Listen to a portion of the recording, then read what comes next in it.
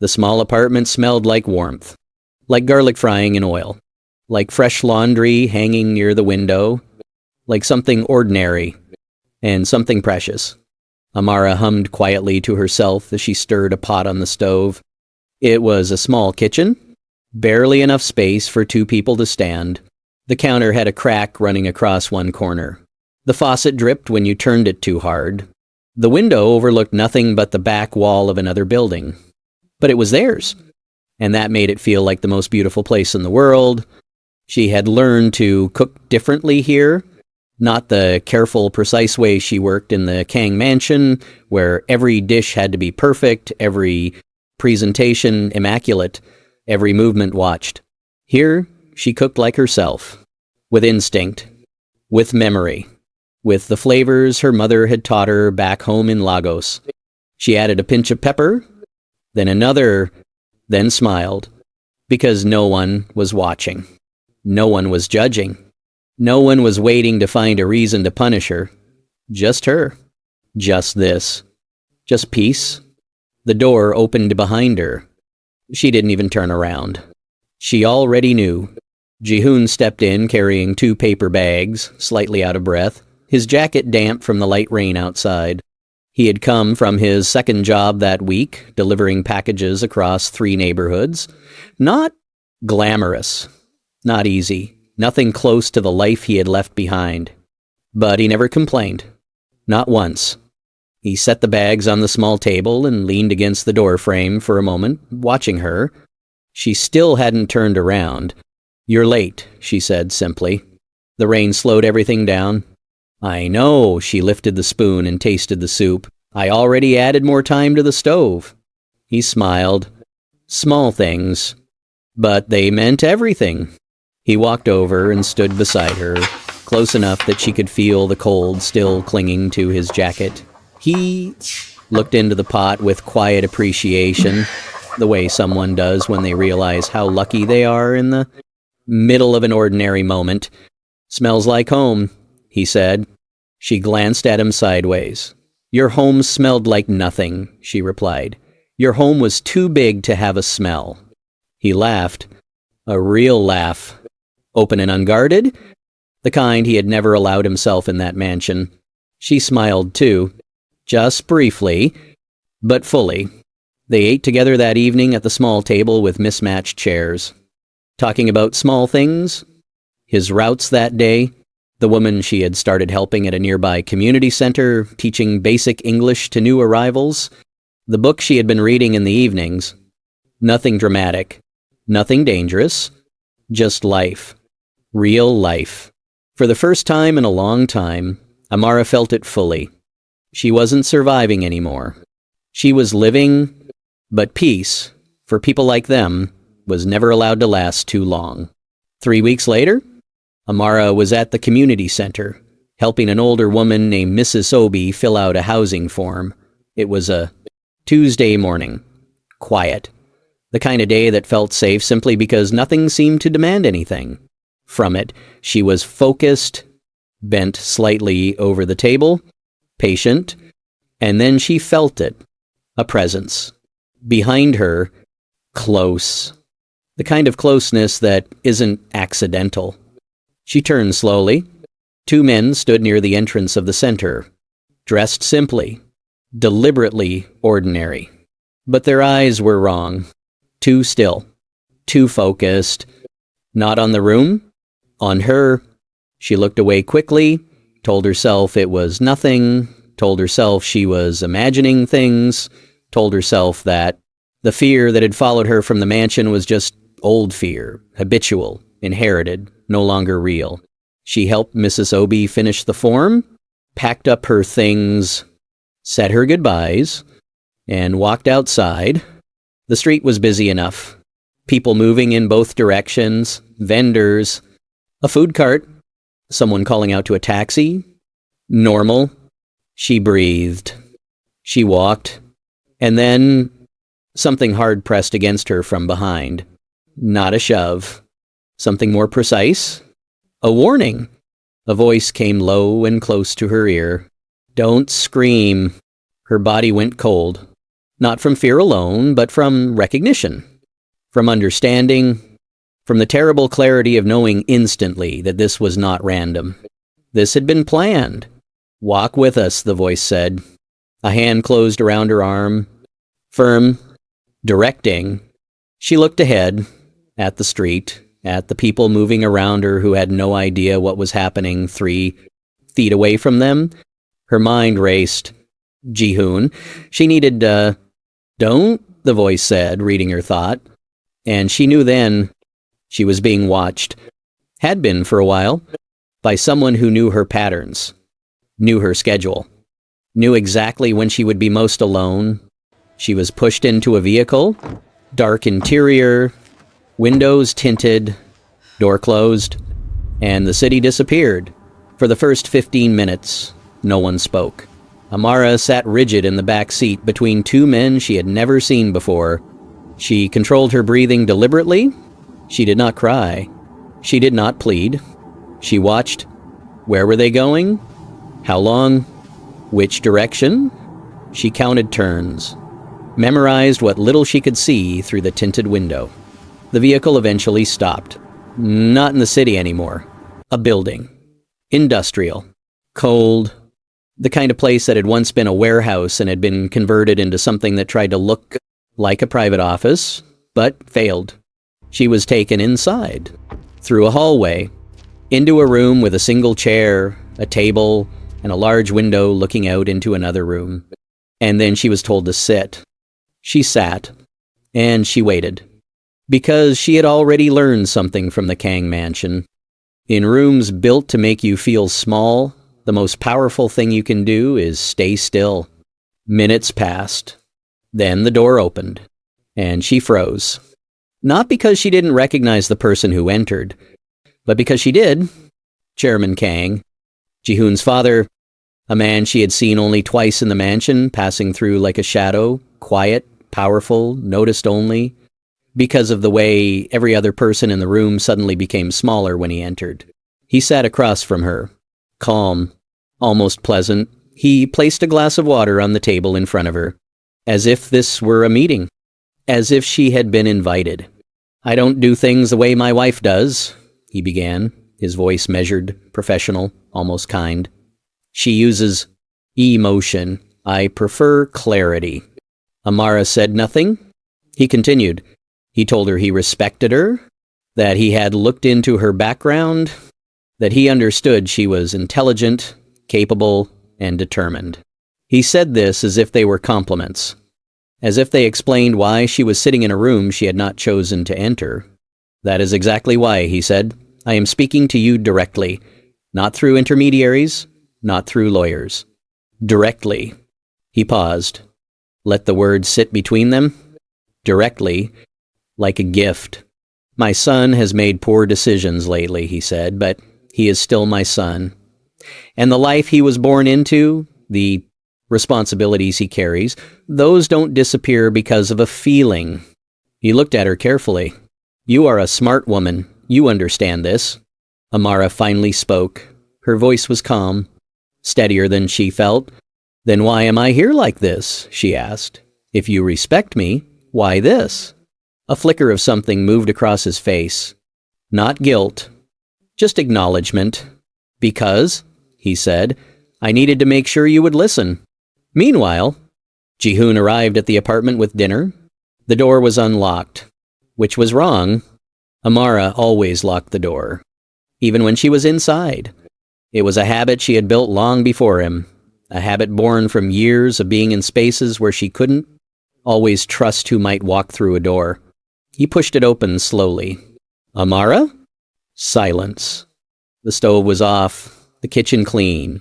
Her bag was missing, which meant she had left, but her keys were on the counter. Her keys, which she never left without. Something tightened in his chest instantly. He called her phone. It rang, and rang, and rang. He called again, then again. He stood in the middle of their small apartment and felt the floor shift beneath him, not literally, but in the way the world shifts when you realize that something you love has just been removed from it. He thought of one person, his father, Back in the warehouse room, Chairman Kang slid a folder across the table.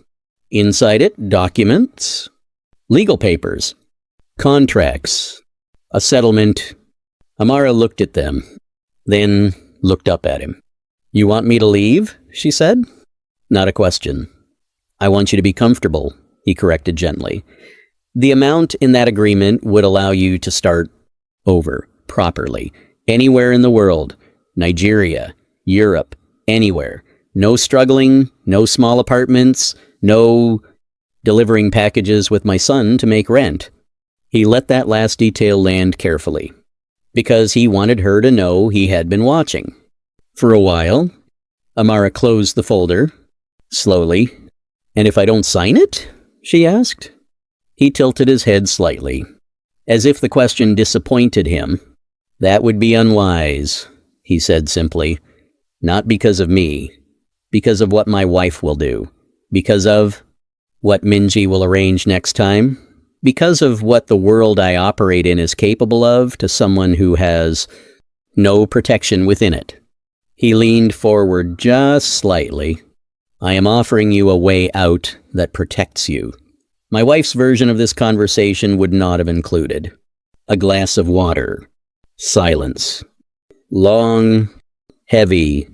Amara looked down at the folder, and the battle inside her was something no one in that room could see, because it wasn't just about the money, or the fear, or the pressure.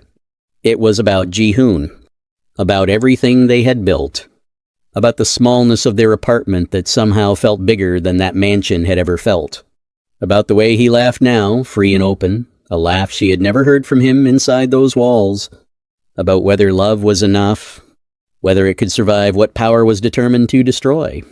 She pressed her hands flat on the table, breathed, and said 3 words, "I need time." Chairman Kang studied her for a long moment, then nodded once. 24 hours, he said. He stood, buttoned his jacket. "You'll be taken home safely," he said. That was never in question. He walked to the door and paused. "Miss Amara," he said without turning fully, "my son is remarkable. In ways I haven't always deserved to see. But remarkable people are still subject to the world they were born into. I hope you understand that." He left. The door closed behind him, and Amara sat alone in that room, with a folder, and 24 hours, and a decision that would determine the rest of both their lives. She was returned to the street corner nearest their apartment just as evening fell.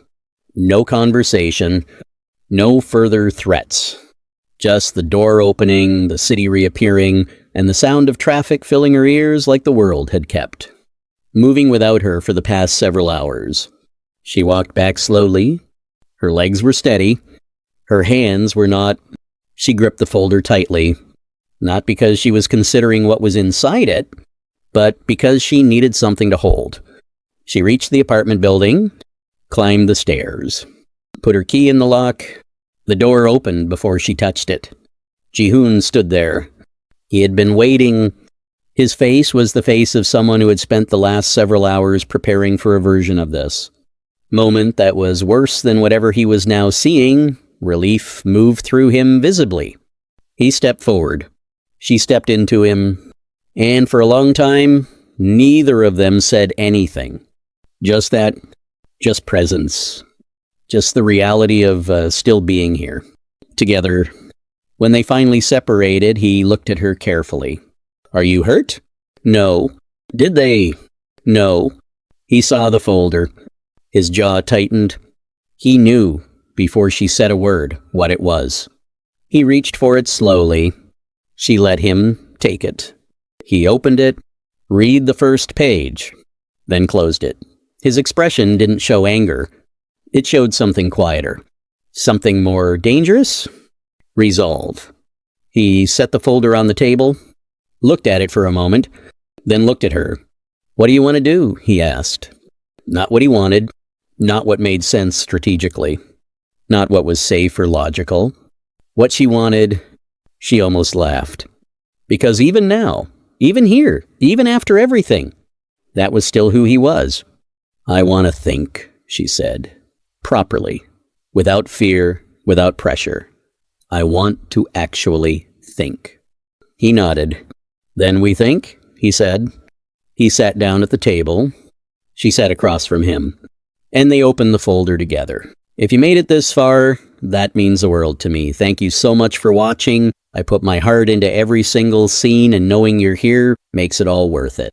If you enjoyed this video, please give it a thumbs up. It truly helps this channel more than you know. And if you haven't already, hit that subscribe button and turn on the notification bell so you never miss what's coming next. Now, I want to hear from you. Drop a comment below and tell me where in the world you are watching from. I love reading every single one of your comments and connecting with each of you.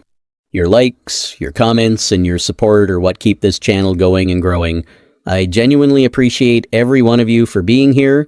What they found inside changed the shape of the conversation entirely, because it wasn't just a settlement offer. Mixed into the legal documents were pages that weren't meant to be there, or perhaps were left deliberately as a kind of additional pressure. Financial records, transactions, names, a trail of something that the Kang family had been doing for years beneath the surface of their elegant, controlled world. Amara's eyes moved carefully across the pages. She had no legal background, no financial training, but she was sharp, and she had grown up in a world where you learned to read the space between words, where what wasn't said was often more important than what was. She understood enough. This, she said quietly, tapping one page. What is this? Jihoon leaned over. His expression shifted immediately. He had grown up inside that world, had attended business meetings since he was 16, had sat in rooms where figures like these were discussed in careful, coded language. He understood more than enough. These are payments, he said slowly, routed through 3 different subsidiaries, all dated within the last 4 years.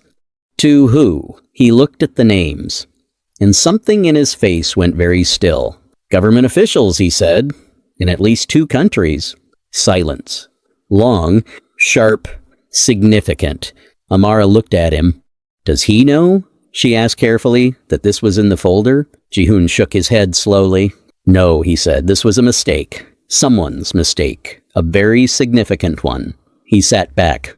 And for the first time since she had returned, something shifted in the room. Not just tension, power, the balance of it, because suddenly the folder that had been brought to pressure her into surrender contained something that changed every calculation. She hadn't come home empty-handed. She had come home with a key. The next morning arrived with gray light. Amara had barely slept. Not from fear this time, but from thinking, from building something in her mind, from understanding slowly what this moment actually was. She sat at the window before Jihoon woke up and watched the city below, the vendors opening their stalls, the early commuters moving with the kind of focus that ordinary mornings produce, the world doing exactly what it always did, moving forward.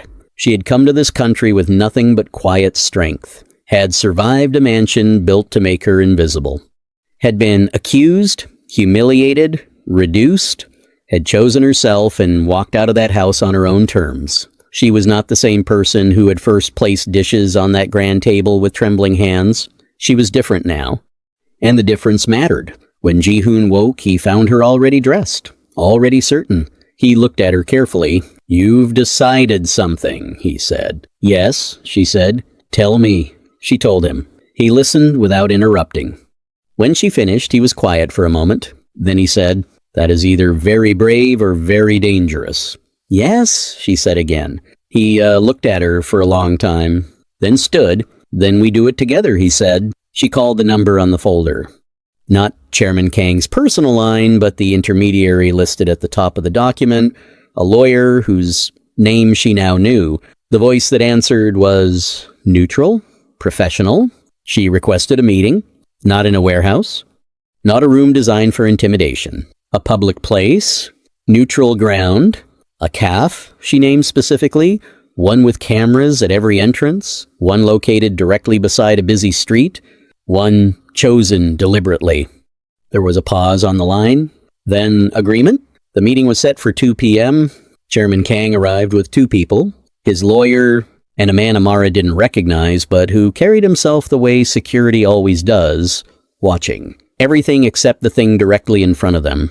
She arrived with Jihoon, no one else. They sat across from each other in a quiet corner of the caf. The chairman looked at his son first. Something moved in his expression. Something complicated. Something fathers rarely let show. Then he looked at Amara, and he waited. She placed the folder on the table, opened it to the pages that had not been meant for her eyes. She watched his face. He looked down at them. A single muscle along his jaw tightened. Then he looked up. "How much?" he asked, not in greed, in the voice of a man recalibrating. A man who had just understood that the conversation had changed shape entirely. "That's not what I want," Amara said. He looked at her carefully. "Then what?" he asked. She folded her hands on the table, calm, precise, unhurried. She told him exactly what she wanted. Freedom for both of them. No interference. No arrangements designed to remove her. No future pressure. No more conversations held in rooms she hadn't chosen to enter. She told him that the documents she had photographed the night before existed now in a location outside of anyone's control, with a timeline attached. She didn't threaten, she stated. There is a difference. Threatening is emotion, stating is precision, and Chairman Kang, whatever else he was, respected precision. Jihoon watched his father's face throughout and saw something he had never seen before. The man calculating a loss he wasn't willing to accept, and finding, for the first time, that the equation didn't favor him. The silence between them lasted almost 30 seconds. In that caf, with coffee cooling and the sounds of the city pressing gently against the windows, and then Chairman Kang did something no one expected. He laughed. Not cruelly, not dismissively, but with something that sounded almost like recognition. He looked at Amara with an expression she couldn't fully read. "My wife underestimated you," he said. "I nearly did too." Amara said nothing. She waited. He straightened in his chair. "You'll have what you asked for," he said. "In writing, notarized, delivered within 72 hours. He picked up the folder, closed it, then looked at his son. And in that look was something that would take years to fully understand, the kind of look that contains an entire conversation that will never quite happen out loud between fathers and sons, between the world that was and the world someone chose instead. "Take care of her," he said to Jihoon, and stood and left. Outside the cafe, the city was bright. Not a dramatic brightness, not cinematic, not perfect, just ordinary afternoon sunlight. The kind that lands on everything equally. The kind that doesn't distinguish between grand moments and small ones. They stood on the pavement for a moment, side by side. Neither of them spoke immediately, because sometimes the end of something enormous is quieter than you expect. Smaller, more human. Jihoon exhaled slowly. "It's not over," he said. "Not completely. He'll keep his word because it costs him less not to. But my mother..." "I know," Amara said. "And Minji, I know." He looked at her. "You're not afraid?" She thought about it honestly, because she respected him enough not to give him a comfortable answer. "I'm always afraid," she said. "I've been afraid since the day I arrived in this country. Since before that." She paused. "But I stopped letting it make decisions for me." He was quiet. Then he reached for her hand. Not dramatically, not as a gesture, just because it was what you do when you're standing beside the person who has just changed the shape of your life by refusing to be small.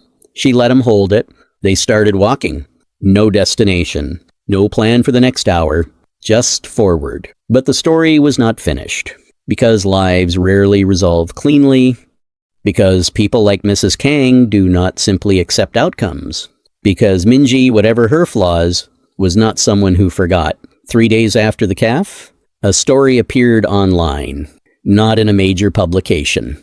In one of those smaller platforms, the kind that exists specifically to spread information that no reputable outlet would touch, the story was about Jihoon, about a Korean heir who had abandoned his family, who had fallen under the influence of a foreign woman, who had endangered the family's business reputation, who had potentially been involved in leaking sensitive financial information.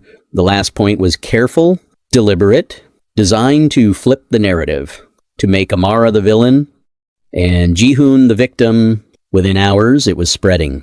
By evening, it had been picked up by 3 additional outlets. By the next morning, Jihoon's name was trending in a way that was not kind.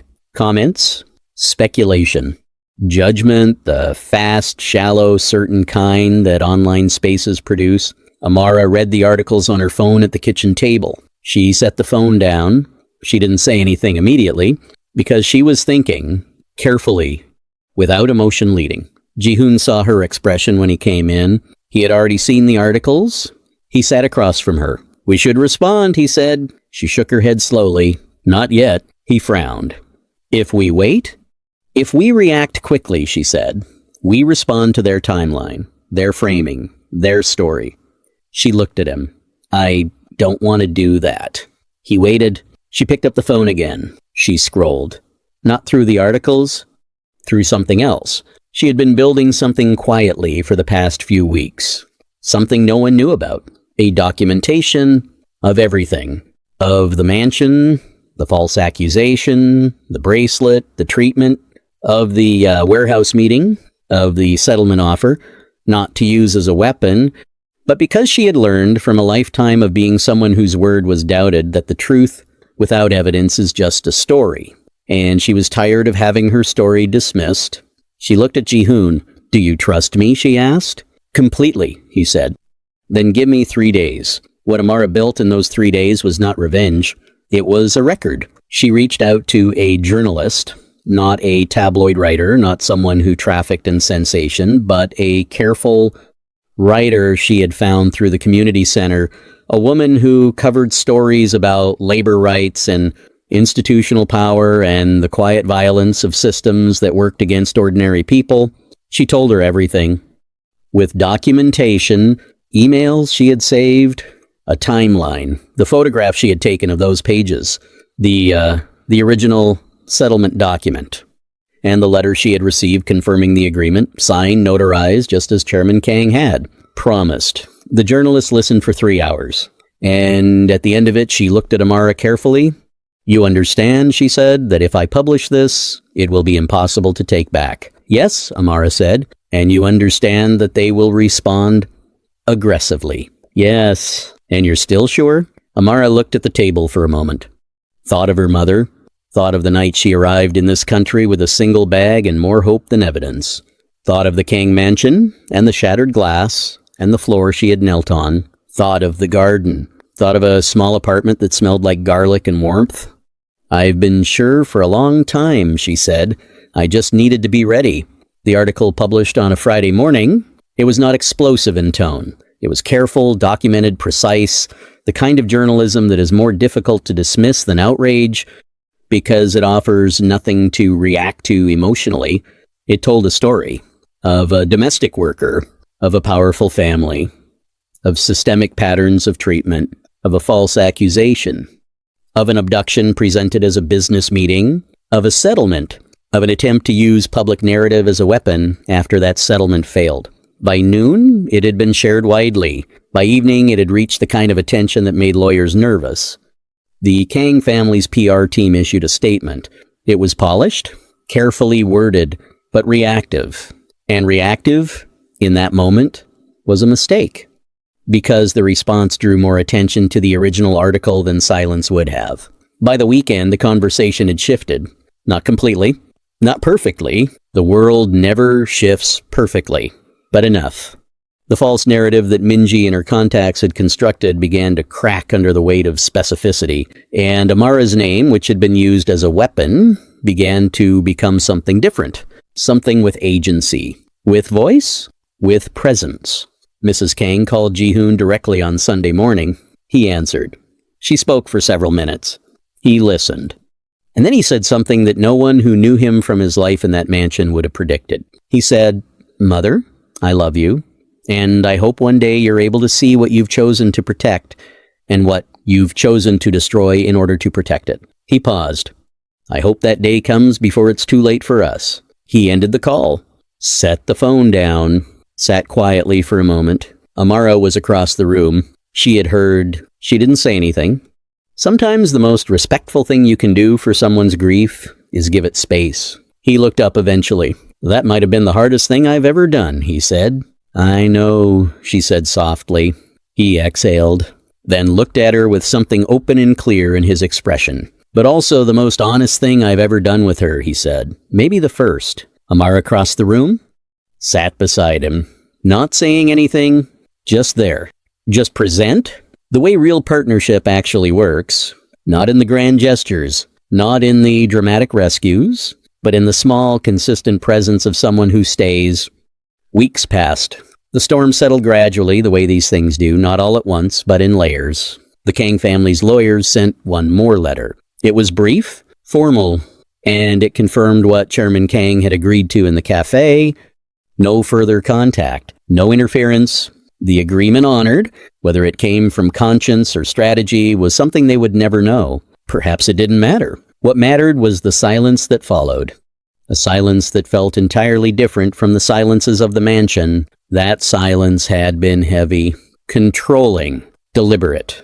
This one was simply the absence of something that had been trying to diminish them, and in its place, space, room to breathe, to grow, to become. Amara's work at the community center expanded. She began running a small program 2 evenings a week, helping newly arrived women navigate systems, housing applications, basic rights, where to find help, how to speak when the room was designed to make you silent. She wasn't a professional, didn't have a title, but she had something more specific: experience. And the particular kind of authority that comes from having survived something and chosen to turn it outward rather than inward. Word spread quietly. More women came, then more. The program grew into something she hadn't planned.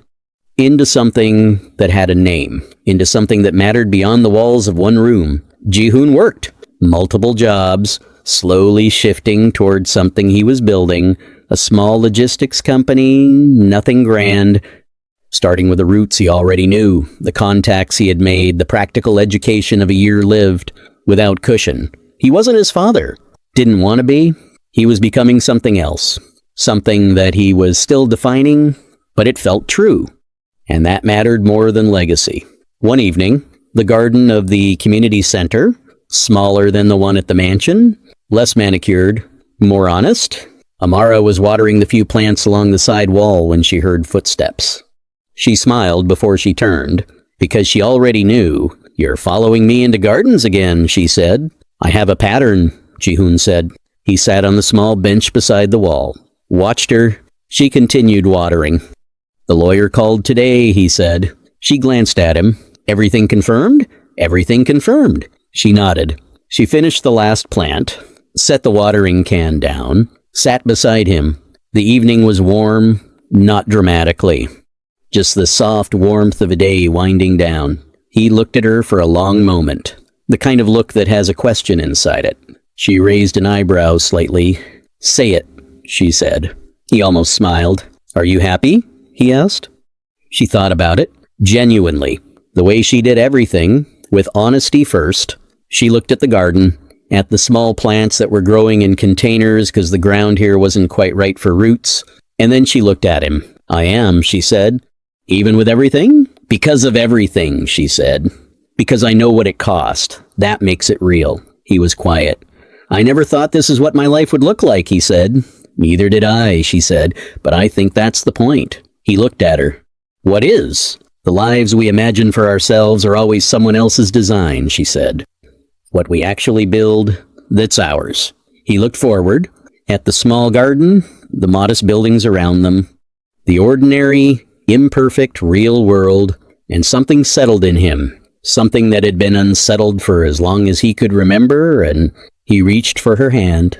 She let him. They sat there as the light changed.